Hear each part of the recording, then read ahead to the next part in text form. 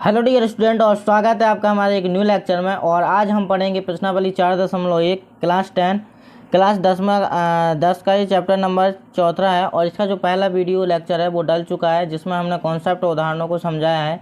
यदि आपने वो लेक्चर नहीं देखा हो तो सबसे पहले उस लेक्चर को देख लीजिएगा। आप पर ये जो है पहले के जो सभी सवाल हैं वो आसानी से बन जाएंगे। जो है सेम मेथड से हमने उदाहरणों को किया था और उसी प्रकार से हमें प्रश्नावली के सवालों को करना है। तो हम जो है प्रश्नावली 4.1 को शुरू करते हैं। प्रश्नावली 4.1 में क्या दिया गया है? प्रश्नावली 4.1 में पहला सवाल दिया गया है कि जांच कीजिए कि क्या निम्न द्विघात समीकरण है या नहीं है। हमें यहाँ पर 8 क्वेश्चन दिए गए हैं और ये बताना है कि कौन सा द्विघात समीकरण है और कौन सा द्विघात समीकरण नहीं है। तो चलिए हम पहले सवाल को लेते हैं। और पहला सवाल दिया गया हमें कि x+1 का होल स्क्वायर बराबर 2 × x-3। तो हमें इस सवाल को चेक करना है और बताना है कि ये एक द्विघात समीकरण है या नहीं। उसी प्रकार से हमें ये 8 सवालों को करना है। तो चलिए हम पहले सवाल को करते हैं। पहला सवाल हमारे पास कुछ इस प्रकार है, तो इसको हम सॉल्व करेंगे और यहाँ पर करेंगे x+1 का होल स्क्वायर। तो यहाँ पर x+1 का होल स्क्वायर है, इसमें हम लगाएंगे a+b का होल स्क्वायर। अब आपको ये सूत्र तो याद होगा ही, हमने आपको उदाहरणों में करवाया था कि आपको पहले से जो है याद होना चाहिए। तो यहाँ पर क्या होगा, a² + 2ab + b²। इस सूत्र को हम इसमें जो है रख देंगे। तो यहाँ पर x का जो मान है वो हमारा a का जो मान है वो कितना है x, तो यहाँ पर x² होगा प्लस 2 × a का मान कितना हमारे पास x और b का मान कितना 1 प्लस b का मान कितना 1 यानी 1 के ऊपर स्क्वायर बराबर में हमारा 2 का जो है वो गुणा किस में होगा x-3 में। तो 2 का हम इसमें गुणा करेंगे तो 2x और माइनस का 2 6 आएगा। अब हम क्या करेंगे x² प्लस इन दो यानी इनका कर देंगे गुणा। तो 2 का होगा x में तो 2x और 2x का होगा 1 में, तो हमारे पास 2x का 2x आएगा और 1 का स्क्वायर 1 ही आएगा बराबर में 2x माइनस का 6। अब हम इस पूरे वाले पद को इस साइड क्या कर देंगे, पक्षांतर कर देंगे। तो x² प्लस का 2x + 1 और माइनस में 2x और प्लस में 6 बराबर 0। तो x² और यहाँ पर देखिए ये जो है किस में है, प्लस में है और ये किस में है, माइनस में है। प्लस का 2x माइनस का 2x तो ये कैसा होगा, कैंसिल हो जाएगा।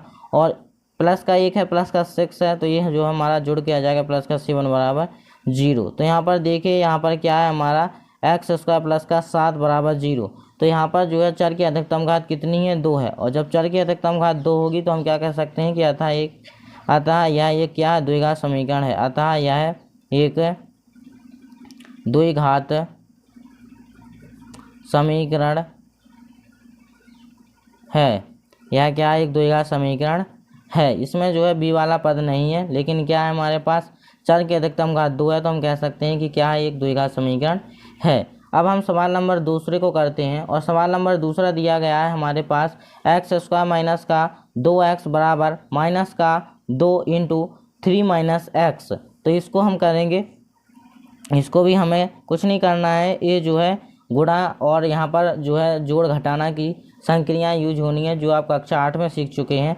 तो यदि आपने पिछला लेक्चर देख लिया होगा तो आप पर ये जो है सवाल मेरे से पहले बन जाएंगे। तो यहाँ पर हम करेंगे x² माइनस का 2x बराबर -2 का गुणा करेंगे प्लस का 3 में, तो माइनस का चिन्ह आएंगे आएगा और 2 × 6।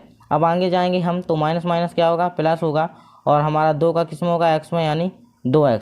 अब हम आगे करेंगे तो x² माइनस का 2x और इस वाले पद को इस साइड पक्षांतर कर देंगे। तो 6 जो माइनस का वो प्लस में 6 आ जाएगा, माइनस का 2x बराबर में 0। आगे करेंगे तो यहाँ पर x² और यहाँ पर माइनस का 2x माइनस का 2x तो माइनस माइनस का -4x और प्लस का 6 बराबर 0। तो इस प्रकार से जो है हमारा सवाल नंबर दूसरा भी होता है। और यह भी क्या है, एक द्विघात समीकरण है। क्या है, द्विघात समीकरण है, क्योंकि इसके जो चर की अधिकतम घात है वो कितनी है, 2 है। तो यह एक द्विघात समीकरण होगा।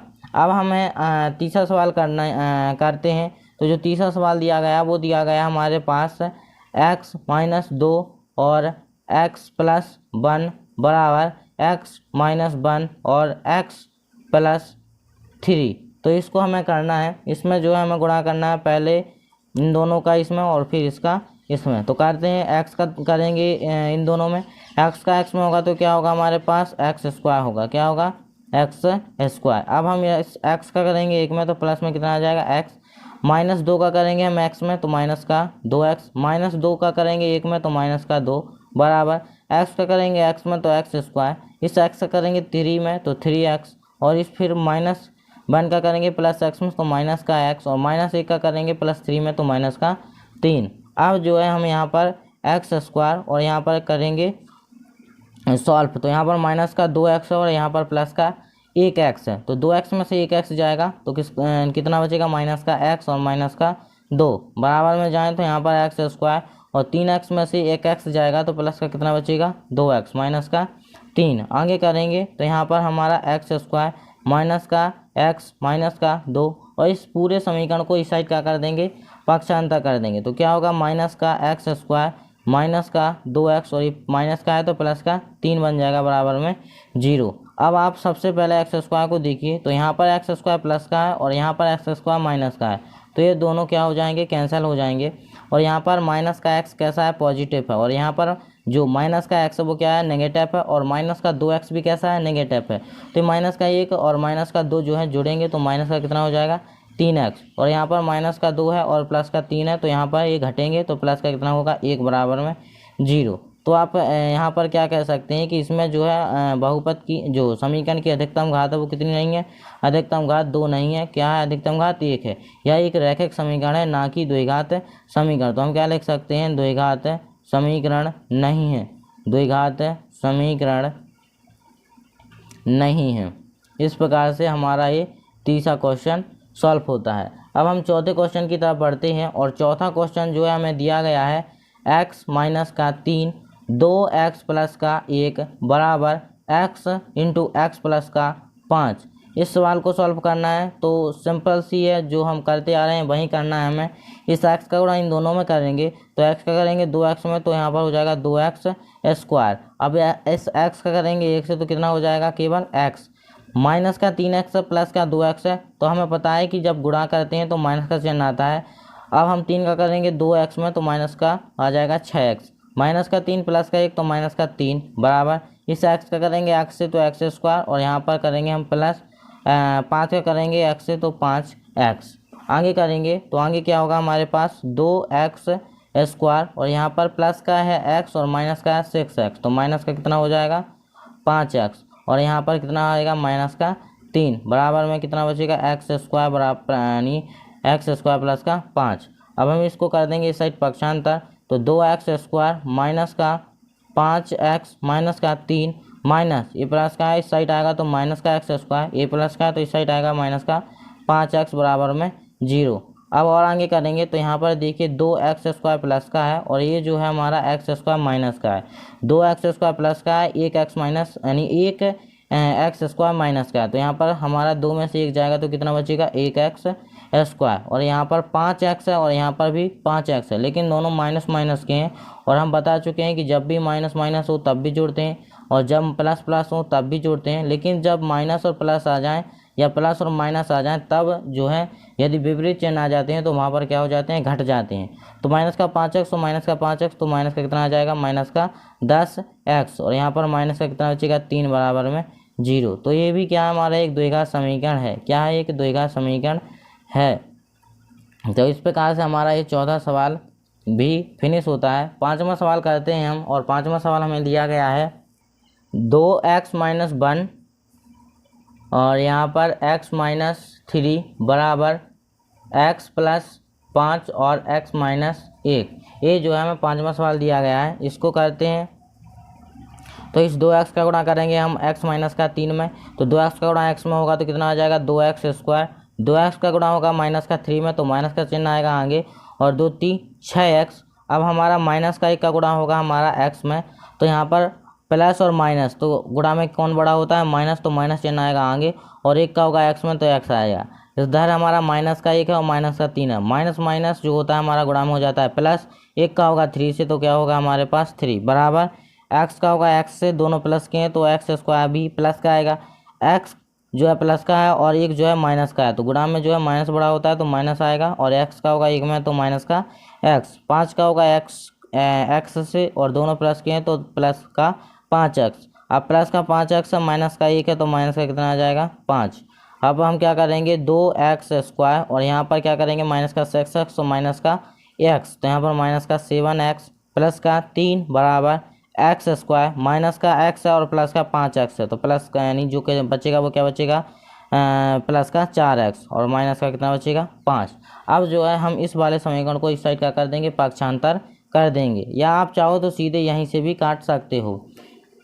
यहाँ पर देखिए यहाँ पर जो है 2x² प्लस का है और यहाँ पर 1x² प्लस का है, और जब इस साइड जाएगा तो ये माइनस का होगा, तो आप यहीं से भी काट सकते हैं कि 2 में से 1 गया तो यहाँ पर 1x² बचेगा और ये माइनस बन जाएगा, तो 4 और 7 को आप जोड़ सकते हैं। मतलब यदि बराबर के इस पार जो है विपरीत चिन्ह है तो वो जुड़ेंगे, और यदि बराबर दोनों बराबर हैं यानी बराबर के इस पार और उस पार चिन्ह जो है समान है तो वो घटेंगे।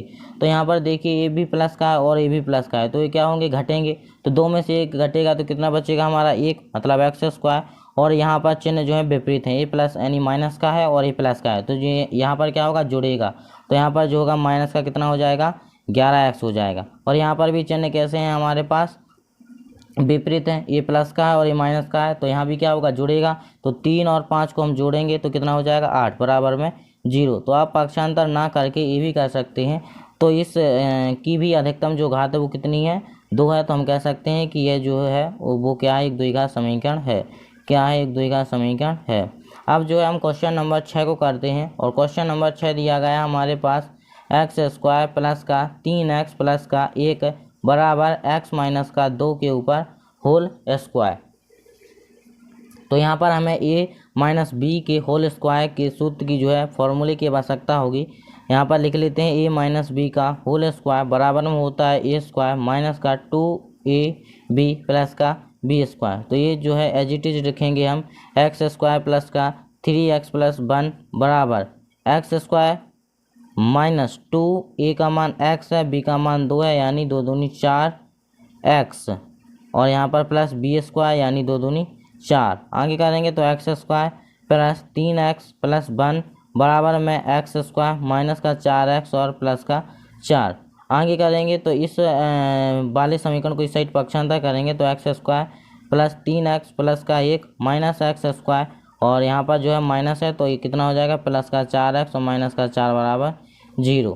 आगे करेंगे तो यहाँ पर x² प्लस का है और यहाँ पर x² माइनस का है, तो ये जो दोनों जो है कैंसिल होंगे, और यहाँ पर 3x जो है प्लस का है और 4x भी प्लस का है, तो प्लस प्लस का 7x हो जाएगा, और यहाँ पर 1 जो है प्लस का है और 4 जो है माइनस का है, तो माइनस का 3 बराबर 0। तो इस प्रकार से जो है हमारा इस 6वें सवाल का आंसर निकल आता है, और इस की जो अधिकतम घात है वो कितनी है 1 है।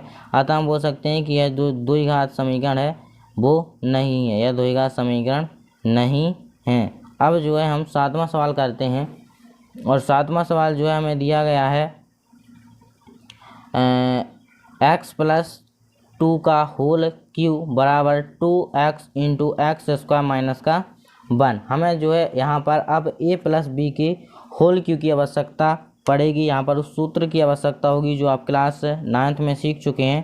तो यहाँ पर हम लिख देते हैं a प्लस बी का होल क्यू बराबर होता है a³ plus 3a² into B plus 3a into b² plus b³ ये जो होता है हमारा a प्लस बी का होल क्यू होता है, आपको उदाहरण में भी बता चुके हैं। तो इसमें जो है हम इस सूत्र को लगाते हैं x² मतलब a यानी a³ मतलब x³ प्लस 3a² मतलब x के ऊपर कितना होगा स्क्वायर इंटू बी मतलब कि 2 प्लस 3 गुणा a का मान x इंटू बी यानी 2 के ऊपर स्क्वायर प्लस b³ मतलब 2 का क्या होगा q बराबर इस 2x का होगा इन दोनों में क्या गुणा, तो 2x का करेंगे x² में तो यहाँ पर क्या हो जाएगा 2 और x का स्क्वायर में होगा तो x³ माइनस का चिन्ह आएगा और 2x का होगा 1 में तो माइनस का 2x आगे करेंगे तो यहाँ पर क्या होगा x³ प्लस 3 दूनी 6 और x² का होगा 6 से तो 6x² प्लस यहाँ पर होगा 2 का वर्ग कितना 4 और 4 × 3 = 12 और यहाँ पर x प्लस 2 का क्यू कितना होगा 8 बराबर में 2x³ माइनस 2x। अब जो है हम इस साइड इसको पक्षांतर कर देंगे तो x³ plus 6x² plus 12x plus 8 minus 2x³ और प्लस का 2x बराबर में 0। अब जो है हम इसको घटाएंगे तो x³ जो है 1 प्लस का है और 2x³ किसका है, माइनस का है। तो यहाँ पर 1x³ प्लस का है और 2x³ माइनस का है, तो यहाँ पर कैंसल यानी घटेगा, तो माइनस का 1x³ बचेगा। और यहाँ पर 6x² प्लस का है और कोई भी पद स्क्वायर वाला नहीं है, तो यहाँ पर लिखेंगे हम 6x²। और यहाँ पर 12x प्लस का है और 2x भी प्लस का है, तो प्लस का कितना हो जाएगा, 14x। और यहाँ पर संख्या भी 8 है केवल, तो यहाँ पर प्लस का 8 बराबर 0। माइनस का कर देंगे हम यहाँ पर गुणा, माइनस का गुणा करेंगे तो ये जो है x³ किसका बन जाएगा, प्लस का, यानी x³ प्लस का माइनस का 6x² माइनस का 14x और प्लस माइनस का कितना हो जाएगा, 8 बराबर में 0। तो इस प्रकार से हमारा जो है छठवां यानी मतलब 7वां सवाल जो है सॉल्व होता है। और यह जो है एक द्विघात समीकरण नहीं है, क्योंकि इसकी जो अधिकतम घात है वो कितनी है, 3 है। कितनी है, 3 है। तो ये एक जो है त्रिघाती समीकरण होगा, ना कि द्विघाती समीकरण। तो यह एक जो है द्विघाती समीकरण नहीं है। क्वेश्चन नंबर 8 को करते हैं। और क्वेश्चन जो 8 है वो हमें दिया गया है, क्वेश्चन नंबर 8 दिया गया है हमारे पास x³ minus 4x² minus x plus 1 बराबर x माइनस 2 का होल क्यूब, x माइनस 2 का होल क्यूब। तो इसमें भी हमें a माइनस b का होल क्यूब की ज़रूरत पड़ेगी सूत्र यानी फॉर्मूले की। तो यहाँ पर हम इसको लिखते हैं एज इट इज, यानी x³ माइनस का 4x² माइनस का x और प्लस 1 बराबर, इसमें हम जो है माइनस वाला फार्मूला यूज करेंगे। तो यहाँ जहाँ पर हमारा b² होगा वहाँ पर प्लस होगा, और जहाँ पर केवल b था वहाँ पर क्या हो जाएगा, माइनस हो जाएगा। और जहाँ पर b³ था वहाँ पर भी हमारा क्या होगा, माइनस का होगा। तो a³ मतलब है x का क्यूब हो जाएगा। और यहाँ पर हमारा था 3a² इंटू b, तो यहाँ पर b है तो यहाँ पर b माइनस का होगा, तो माइनस आगे आएगा।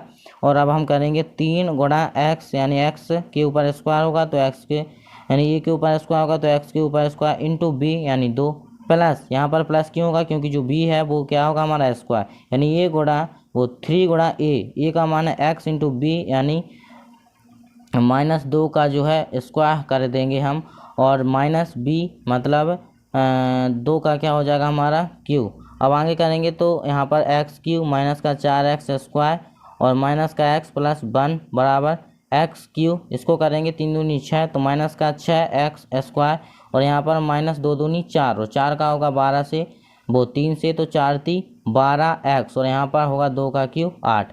अब जो है हम इस वाले इक्वेशन को इस साइड क्या कर देंगे, इक्वेशन को पक्षांतर कर देंगे। तो x³ माइनस का 4x² minus x plus 1 minus, अब इस वाले को इस साइड माइनस करेंगे तो ये प्लस का है तो माइनस का x³ और ये माइनस का है तो ये प्लस का 6x² प्लस का है तो माइनस का 12x और ये माइनस का है तो यहाँ प्लस का 8 बराबर में 0। अब जो है हम यहाँ पर कैंसिल करेंगे। तो यहाँ पर कैंसिल कैसे करेंगे, यहाँ पर जो है यानी x³ प्लस का है और यहाँ पर x³ माइनस का है, तो ये दोनों कैंसिल हो जाएंगे।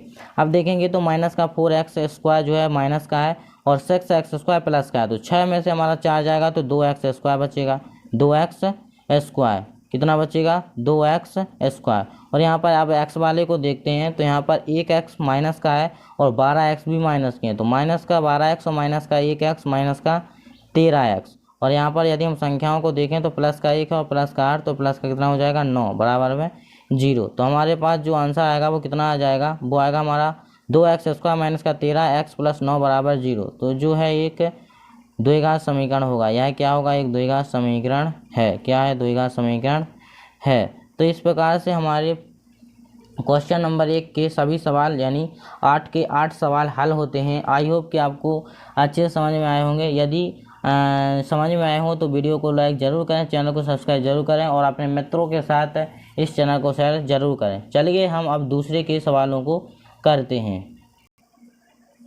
तो क्वेश्चन नंबर दूसरे के सवालों पर आ चुके हैं हम। और क्वेश्चन नंबर 2 कह रहा है कि निम्न परिस्थितियों को द्विघात समीकरणों के रूप में निरूपित कीजिए। ये हमारे पास कुल 4 स्थितियां दी गई हैं और इन स्थितियों को हमें द्विघात समीकरणों के रूप में व्यक्त करना है। केवल हमें उनको द्विघात समीकरण के रूप में व्यक्त करना है, उन्हें द्विघात समीकरण बनाना है, उनको हल नहीं करना है। उनको हल हम प्रश्नावली 4.2 में करेंगे। तो पहला जो है हमारे पास कंडीशन दी गई है कि एक आयताकार भूखंड का क्षेत्रफल 528 मीटर स्क्वायर है, क्षेत्रफल की लंबाई चौड़ाई जो है मीटर में दी गई है। लंबाई जो है चौड़ाई से दोगुने से एक अधिक है। जो हमारे पास लंबाई दी गई है वो चौड़ाई से कितनी है, दोगुने से एक अधिक। कितने से, दोगुने से एक अधिक है। हमें भूखंड की लंबाई और चौड़ाई ज्ञात करनी है। तो इस सवाल को किस प्रकार करना है, तो हम दूसरे का पहला डालते हैं और यहाँ पर इसको सॉल्व करते हैं। यहाँ पर दिया गया है, हमें जो जो दिया गया है उसको लिखते हैं। दिया गया है हमें आयताकार भूखंड का क्षेत्रफल, आयताकार भूखंड का क्षेत्रफल, भूखंड का क्षेत्रफल, क्षेत्रफल कितना दिया गया, 528 मीटर वर्ग यानी मीटर स्क्वायर, मीटर स्क्वायर। और यहाँ पर दिया गया है कि जो लंबाई है वो चौड़ाई से कितनी है, दोगुने से एक अधिक। तो यहाँ पर हमें ना तो लंबाई दी गई है और ना ही चौड़ाई दी गई है कि हमारे पास लंबाई 10 मीटर है कि चौड़ाई 15 मीटर है। तो यहाँ पर हम मान के चलेंगे और लिखेंगे माना जो हमारे पास चौड़ाई है, क्या है, चौड़ाई हमारे पास माना चौड़ाई x मीटर है। कितनी है, x मीटर। जब हमारे पास चौड़ाई x मीटर है तब हमारे पास लंबाई क्या हो जाएगी, लंबाई क्या हो जाएगी, इसमें छोटा ला आता है, लंबाई क्या हो जाएगी, लंबाई क्या हो जाएगी, लंबाई हो जाएगी इससे दुगने से एक अधिक। मतलब इसका हम पहले करेंगे दुगना यानी 2x और फिर इसका एक अधिक मतलब x। तो इसकी जो लंबाई होगी वो क्या होगी, 2x प्लस का 1 मीटर। इसकी जो चौड़ाई है वो कितनी है, x मीटर, और जो लंबाई है वो कितनी है, 2x प्लस 1 मीटर। अब जो है हमें भूखंड की लंबाई और चौड़ाई याद करनी है जब हमें क्या दिया गया हो, क्षेत्रफल। और जो है आयताकार, आयताकार आकार की भूखंड है। तो हम जानते हैं प्रश्नानुसार। अब यहाँ पर हम आयत का क्षेत्रफल लगाएंगे। क्या लगाएंगे, आयत का क्षेत्रफल, आयत का क्षेत्रफल। आयत का ही क्यों लगाएंगे क्षेत्रफल, आयत का इसलिए लगाएंगे क्योंकि हमें जो है भूमि का जो है, भूमि किस प्रकार की है, आयताकार, आयत के आकार की भूमि है। तो यहाँ पर आयत का जो क्षेत्रफल होता है वो होता है लंबाई गुणा चौड़ाई। क्या होता है, लंबाई गुणा चौड़ाई। इस प्रकार के जो सवाल हैं वो हम आपको करवा चुके हैं। तो आयत का जो क्षेत्रफल होगा वो कितना होगा हमारे पास, 528 मीटर स्क्वायर। और जो लंबाई है वो कितनी है हमारे पास, 2x प्लस का 1, और जो हमारे पास चौड़ाई है वो कितनी है, x। अब हम इस x का गुणा इन दोनों में कर देंगे तो 528 बराबर x का करेंगे 2x में तो यहाँ पर आ जाएगा 2x स्क्वायर, और x का करेंगे 1 में तो प्लस का x। तो हमारे पास फाइनल जो इक्वेशन आएगा वो क्या आएगा, इसको इस साइड लिख लेते हैं, यानी 2x स्क्वायर प्लस x बराबर 528 और 2x square plus x minus करें देंगे इसको पक्षांतर, तो माइनस का 528 बराबर में 0। इस प्रकार से जो है हमारा क्या हो जाएगा, एक द्विघात समीकरण बन के तैयार हो जाएगा। हमने इस कंडीशन को एक द्विघात समीकरण के रूप में व्यक्त कर दिया है। तो ये जो है आपका क्वेश्चन नंबर दूसरे का पहला आंसर, यानी क्वेश्चन नंबर दूसरे का पहला आंसर है। अब हम इसका दूसरा सवाल करते हैं और देखते हैं कि दूसरी कंडीशन क्या दी गई है। दूसरी कंडीशन हमें दी गई है, दो क्रमागत धनात्मक पूर्णांकों का योगफल 306 है। हमें पूर्णांकों को ज्ञात करना है।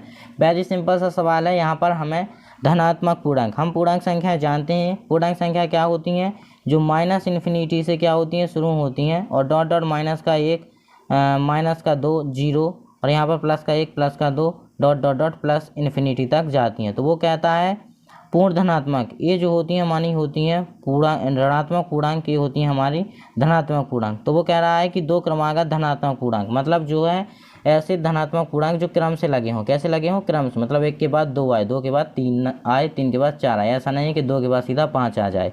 तो हमें ऐसे दो क्रमागत धनात्मक पूर्णांक ज्ञात करने हैं जिनका जो गुणनफल है वो कितना हो, 306 हो। तो यहाँ पर हमें केवल उनका गुणनफल दिया गया है, वो नहीं दिए गए हैं। तो यहाँ पर हमें मान लेना है। इसको हम सॉल्व करेंगे और मानेंगे, माना पहला यानी पहली क्रमागत संख्या, पहली क्रमागत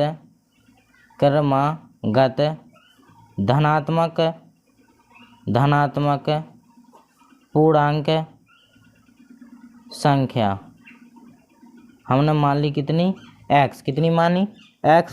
तो दूसरी कितनी हो जाएगी, दूसरी मानना पड़ेगा हमें, दूसरी क्रमागत धनात्मक पूर्णांक संख्या। दूसरी मान लेते हैं हम x प्लस के 1। तो हमने यहाँ पर दो क्रमागत संख्याओं को मान लिया है। पहली क्रमागत संख्या x है और दूसरी क्रमागत जो धनात्मक पूर्णांक संख्या है वो कितनी है, x प्लस का 1। तो हम प्रश्नानुसार इसको करते हैं और इन दोनों का जो गुणनफल है वो कितना दिया गया है हमारे पास 306। तो प्रश्नानुसार इन दोनों का गुणा करेंगे यानी x इंटू एक्स प्लस का 1 बराबर में 306। अब हम इनका गुणा कर देंगे तो x का होगा x में तो एक्स स्क्वायर प्लस x का होगा 1 में तो x बराबर में कितना आएगा 306। 306 को कर देंगे पक्षांतर तो एक्स स्क्वायर प्लस का x माइनस का 306 बराबर में 0। तो इस प्रकार से जो है हमारे पास एक द्विघात समीकरण मिल जाएगा हमें।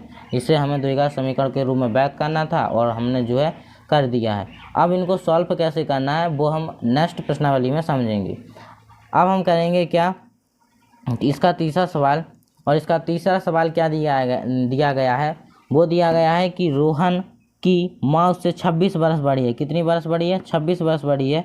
उनकी आयु का गुणनफल अब से 3 बरस पश्चात, उनकी आयु का गुणनफल अब से 3 बरस पश्चात 360 हो जाएगा। हमें रोहन की वर्तमान आयु ज्ञात करनी है। अभी जो है उसकी माँ उससे कितनी बरस बड़ी है, 26 वर्ष बड़ी है और उनकी आयु का जो गुणनफल है 3 बरस बाद उनकी आयु का गुणनफल कितना है, 360 हो जाएगा।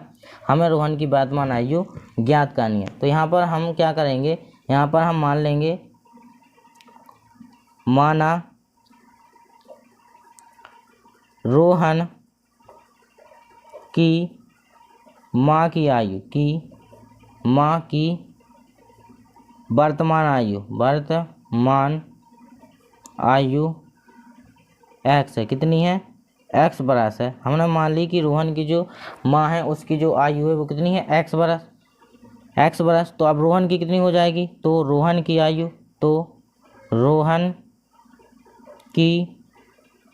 आयु, अब उसकी माँ उससे कितनी बरस बड़ी है, 26 बरस बड़ी है। कितनी बरस बड़ी है, 26 बरस। तो यहाँ पर हम क्या लिख देंगे, x प्लस का 26, क्योंकि उसकी जो माँ है उससे कितनी बरस बड़ी है, 26 बरस। यदि उसकी माँ की आयु अभी x है तो रोहन की आयु कितनी होगी, 26 प्लस का x। और वो कह रहा है कि अब से 3 बरस पश्चात यानी 3 बरस बाद। अब जब बाद की बात आती है तो हम जोड़ते हैं, जब पूर्व की बात आती है तो हम घटाते हैं। तो यहाँ पर हम प्रश्नानुसार क्या करेंगे, 3 बरस पश्चात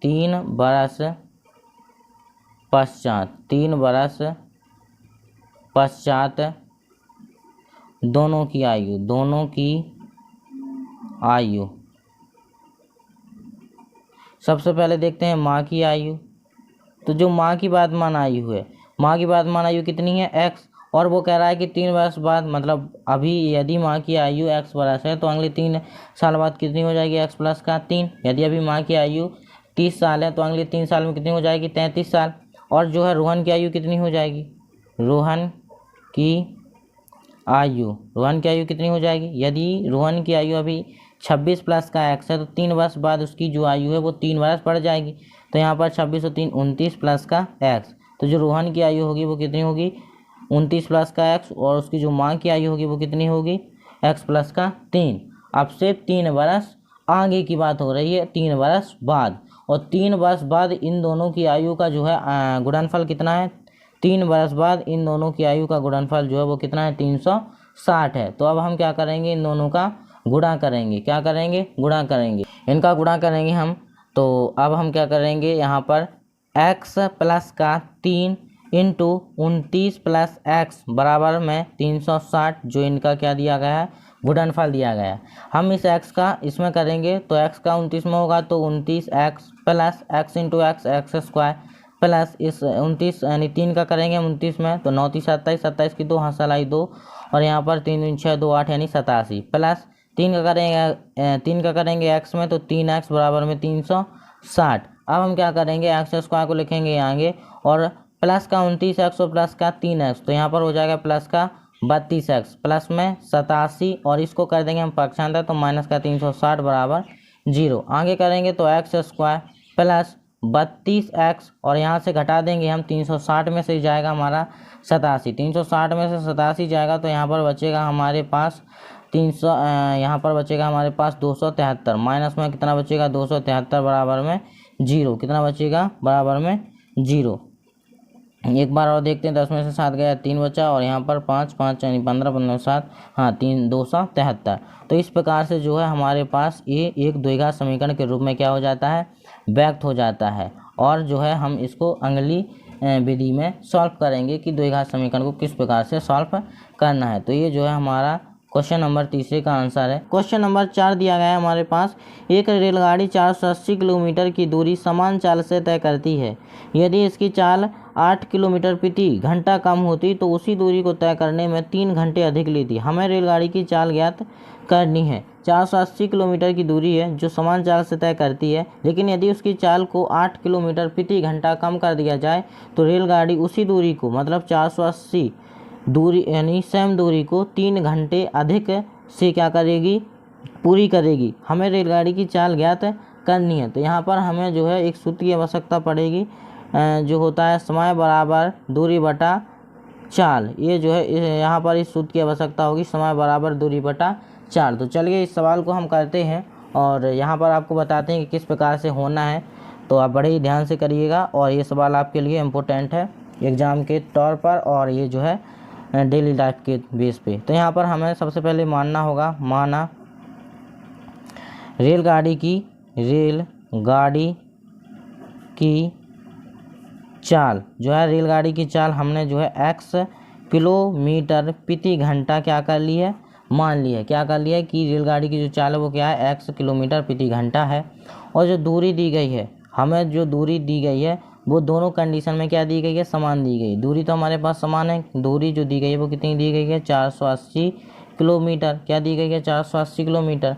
अब जो है हमें यहाँ पर एक सूत्र की आवश्यकता होगी, समय बराबर दूरी बटा चाल।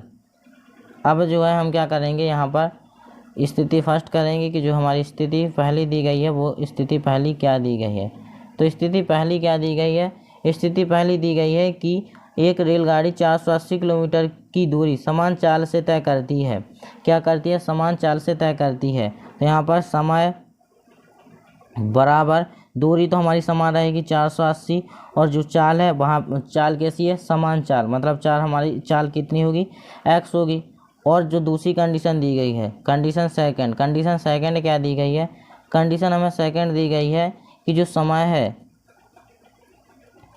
वो 480, यानी जो दूरी होगी वो तो सेम होगी 480 किलोमीटर, लेकिन जो चाल होगी वो चाल कितनी होगी, 8 किलोमीटर प्रति घंटा। मतलब हमारी x में से 8 घट जाएगा, क्योंकि यहाँ पर 8 किलोमीटर प्रति घंटा उसकी जो चाल है वो क्या कर दी जाती है, कम कर दी जाती है। तो इसी दूरी को तय करने में कितना अधिक समय लगता है, 3 घंटे और अधिक समय लग जाता है। तो हम यहाँ पर क्या करेंगे, प्रश्नानुसार क्या करेंगे, प्रश्न के अनुसार यहाँ पर हम क्या करेंगे, 480 बटा x प्लस का 3 बराबर में 480 बटा x माइनस का 8। हमने इसमें 3 ऐड क्यों किया, क्योंकि इसी दूरी को, मतलब यदि उसकी चाल क्या कर दी जाए, एक यानी 8 किलोमीटर प्रति आवर कम कर दिया जाए तो इसी दूरी को तय करने में समान चाल से समान दूरी को, यानी 480 किलोमीटर दूरी को समान चाल यानी x चाल से तय करने में उसे कितना टाइम अधिक लगेगा, एक अधिक यानी 3 घंटे अधिक समय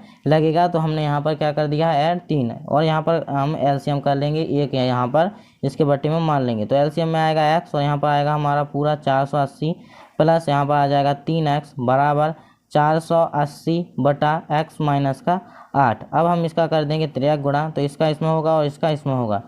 तो हम x माइनस 8 का 480 प्लस का 3x में करेंगे। तो सबसे पहले क्या करेंगे, 480 प्लस 3x और गुणा में होगा x माइनस 8 बराबर 480, और इसका x का हो जाएगा 480 में, तो 480x। अब हम 480x का कर्म यानी x में गुणा करेंगे, तो 480x और 480 का ही करेंगे हम 8 से। तो 8 हटेंगे 64, 64 की 4 हंसलाई 6, और यहाँ पर 8 चौका 32, 32 और 6 हो जाएगा हमारे पास 38 और 0 यानी 3840। अब हम इस 3x का करेंगे x से, तो प्लस का 3x स्क्वायर, और इस माइनस का यानी प्लस का 3x है, माइनस का 8 है, तो माइनस का आगे आ जाएगा, और वहाँ 8 हम 38 24 यानी माइनस का 24x बराबर में 480x। अब हम जो है इस 480x को इस साइड पक्षांतर कर देंगे तो क्या होगा हमारे पास 480x माइनस का 3840 प्लस 3x² माइनस का 24x और माइनस का 480x बराबर 0। अब जो है हम 480x प्लस का और 480x माइनस का है तो इनको कर देंगे कैंसिल और यहाँ पर हम सबसे पहले रखेंगे x² वाले पद को यानी 3x² माइनस 24x और माइनस का 3840 बराबर 0। आप चाहो तो इसमें से 3 को कॉमन ले सकते हो तो यहाँ पर 3 को कॉमन लेंगे तो x² माइनस का 8x माइनस 3 को कॉमन लिया 1 और यहाँ पर बचेगा 2 और यहाँ पर आएगा 2 यानी यहाँ पर 8 और यहाँ पर 0 बराबर में 0 और इस 3 को कर देंगे हम पक्षांतर तो गुणा की संख्या भाग में चली जाएगी तो x² माइनस का 8x माइनस का 1280 बराबर 0। तो उस यानी जो हमारे पास समस्या दी गई थी उसे हमने एक द्विघात समीकरण के रूप में क्या कर दिया है, व्यक्त कर दिया। तो इस प्रकार से आपकी जो प्रश्नावली 4.1 है वो आपकी ख़त्म होती है, फिनिश होती है। आई होप कि आपको ये लेक्चर पसंद आया होगा। यदि पसंद आया हो तो इस वीडियो को लाइक ज़रूर करें, चैनल को सब्सक्राइब जरूर करें। मिलते हैं किसी नेक्स्ट टॉपिक में, तब तक के लिए जय हिंद जय भारत।